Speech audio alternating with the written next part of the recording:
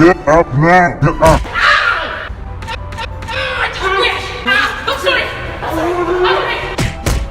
This is the last time. Fine, man. Well, fuck.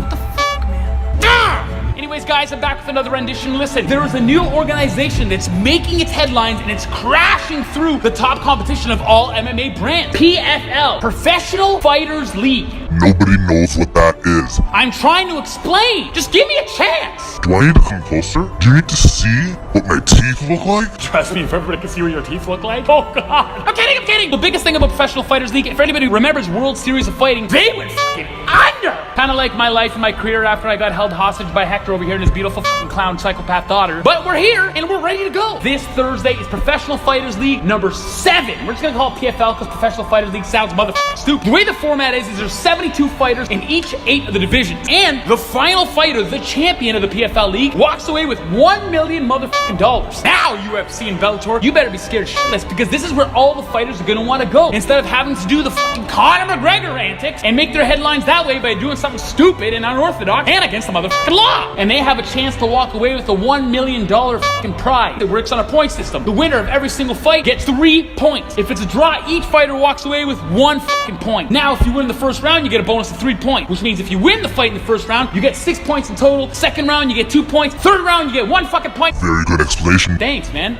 Guess how many points you got? How many? None, bitch. Way to point out that I'm a loser. No pun intended. Just let me go on with the fucking fights. First on the card, we got a big fucking clash against Russian zone Magomed Idrisov against Brazil zone Alexander Popo Bizarro. Bizarro popped into the picture in fucking Bellator, coming off huge decisive wins in decision and amazing submission victories as he is a Brazilian Jiu-Jitsu black belt and a crazy striking tactician as well. Now he finally found a legit home to make legit money for him and his family back home in Brazil with Professional Fighters League. Will he win the whole tournament and walk away with a $1 million prize? No! Magomed Idrisov is coming from M1, which is recently purchased by fucking UFC. Wow, did you miss the boat on that Fedor negotiation back then, didn't you, Dana White? I just woke up. What did I miss? Was I not being entertaining enough, or? Did I miss anything? Yeah, you missed a lot. But the thing about Magomed Idrisov, it becomes a lot less threatening to fight a guy who just lost against Steven Sealer. This fight could very well be a war and the fight of the night. The reason is they have experience going to decision, and each decision victory that they've each had or decision loss has been an explosive fight from the starting of minute 1 to the end of minute 15. So we're gonna see how they both try to make their way up the rankings to get those final points to actually make it to the playoffs of the PFL so they can actually fight for that $1 million motherfucking prize. If I'm gonna... What's that? If only you could take a beating. You! I'm out of here! Oh, God, you're like... Oh my God! Sir, I really don't want to say this next statement because I really don't want to propel another beating, but did you have sardines? I'm gonna say that Alexander Bizarro is gonna win by submission. I find Magomed really susceptible to those submissions, especially coming off that submission loss against Steven Sealer. I think Bizarro's jiu-jitsu is just too phenomenal, too top tier for Magomed to use his aggression. Bizarro knows that you're gonna have that one-punch power coming at him, so he's gonna wait on that counter, then fucking grapple you, take you down, and try to snap your motherfucking limbs. And after you're done, can you please come and save me and maybe teach me how to break some limbs so I can get out of here and beat the hell out of Hector or something like that? The next fight in the card, we got Bazagit Atajiv against UFC vet Sean motherfucking Connell. I love Sean Connell. He knows how to make a very tense situation into something lovable and fun. I know, like I'm doing with this fucking plant being here held hostage against my fucking will. Sorry. We have 2 fucking huge knockout artists going head to head. Bazagit is coming off 4 straight wins and 3 of those coming from devastating knockouts. However, those are fighters that really nobody's even heard of.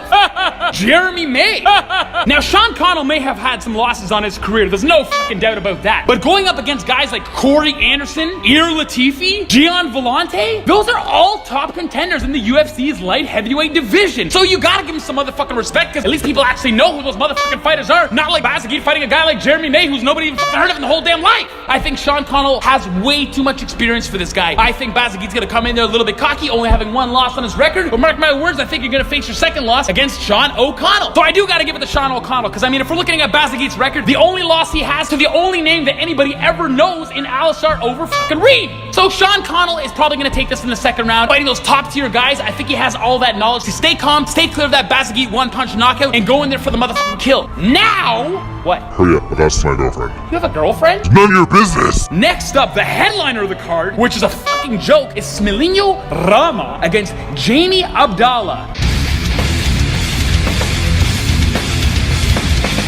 Ladies and gentlemen, CEO of the PFL organization, I would like to know why you have two fighters, both on a two-fight losing streak, headlining this card. Not to mention Jamie Abdallah, who has a losing sub-500 record with 2 wins and 3 losses. Sure, his last fight is against Vinny Magallanes, who's a jiu-jitsu fucking guru, but you lost to Do it! Next time I see your daughter.